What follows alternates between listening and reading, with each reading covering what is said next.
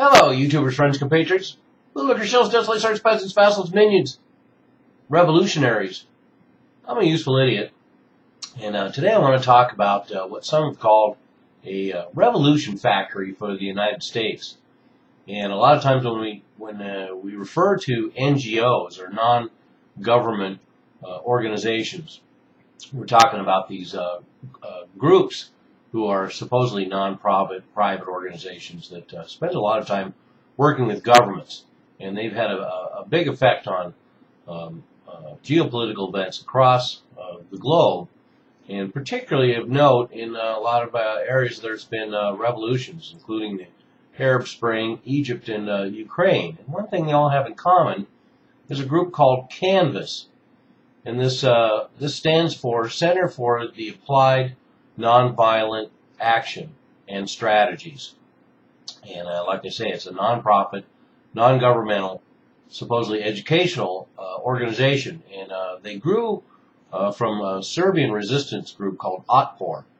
And they were founded in 2004 as a Canvas. But in the year 2000, they were part of the resistance against Slobodan Milosevic.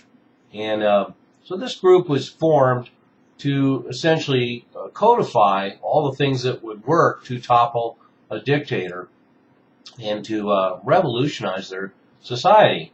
And it's a pretty interesting organization. They seek to educate pro-democracy activists around the world using universal principles. That's the basic idea. And they operate out of Belgrade and have worked with activists from more than 50 countries, including Iran, Zimbabwe, Burma, Egypt, Venezuela, Ukraine, Georgia, Palestine, Belarus, Eritrea, Azerbaijan, and Tunisia. And that's what makes this important.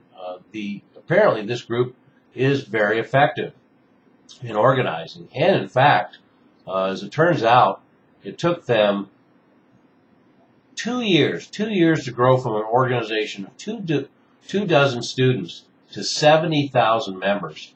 And that's enough to start a revolution.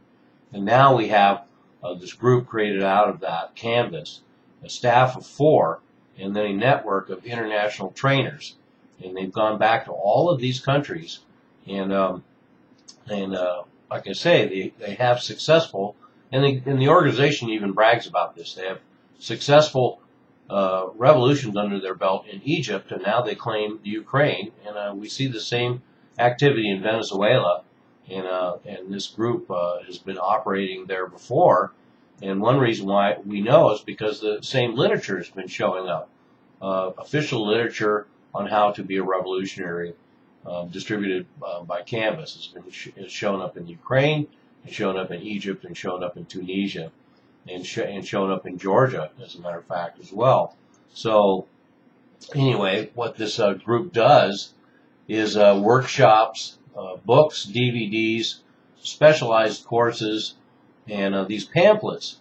And they even have an educational film called Bringing Down a Dictator, which is a pretty catchy title.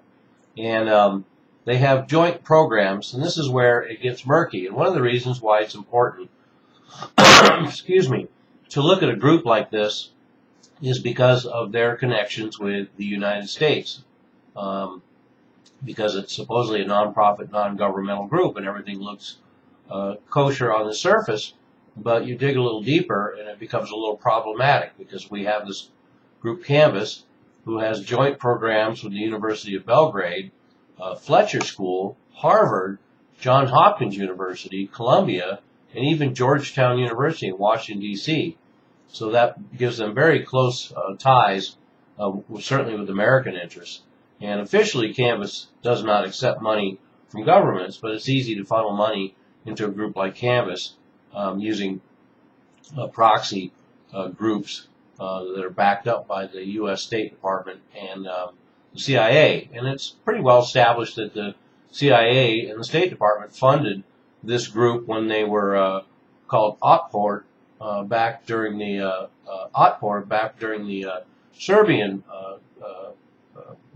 revolution, as it were. And So we definitely see this connection between Canvas and the United States.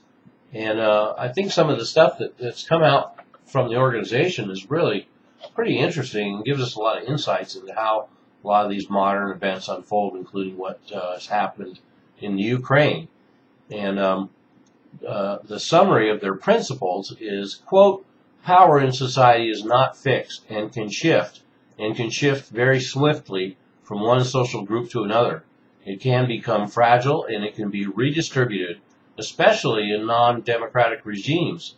Ultimately, power in society comes from the obedience of the people, and those people, each of whom is individually a small source of power, can change their minds and refuse to follow commands. A very basic principle of nonviolent resistance, just saying no.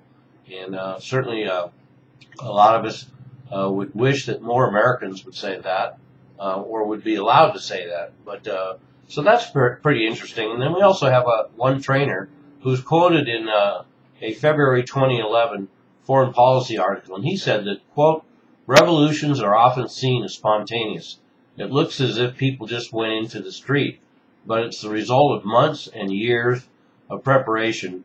It is very boring until you reach a certain point where you can organize mass demonstrations or strikes. If it is carefully planned, by the time they start, everything is over in a matter of weeks, unquote. And that is realpolitik. That is how these revolutions are created. We live in an era, 21st century, where revolutions can be manufactured. And that's because we have all this new media, we have all this new technology, we have all the internet, and we have an ability to organize quickly. I mean, just think about the fact that when OTCOR started, they went from 24 students to 70,000 in 2 years. That's pretty easy to do, especially when your target group is young people who can easily be radicalized. And the other things that are interesting about this group, Canvas, is the fact they're aware of creating a brand. And in fact, their logo is the clenched fist that's been seen all over the world in resistance groups, and that once again shows that the influence of this group, Canvas, and they're aware of using the same kind of propaganda that the state uses by creating a strong brand and then using slogans, songs, and symbols to further their ideas. And like I say, the reason why this is problematic is because on the surface we have a group that has a legitimate purpose of spreading ideals, and certainly nonviolent revolution seems to be one of the good ones. But unfortunately, what happens is when you have the juxtaposition of the state, the U.S.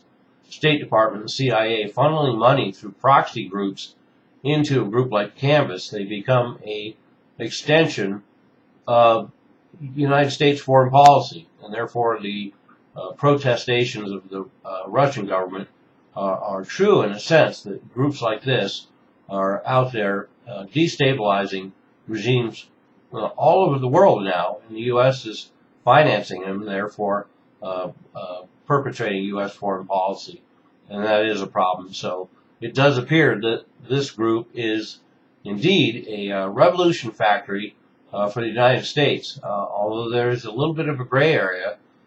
So that's the way things work in the shadow world, and that's the way things work in the global canvas now. There has to be plausible deniability. So anyway, I'm a useful idiot. Don't you be one too.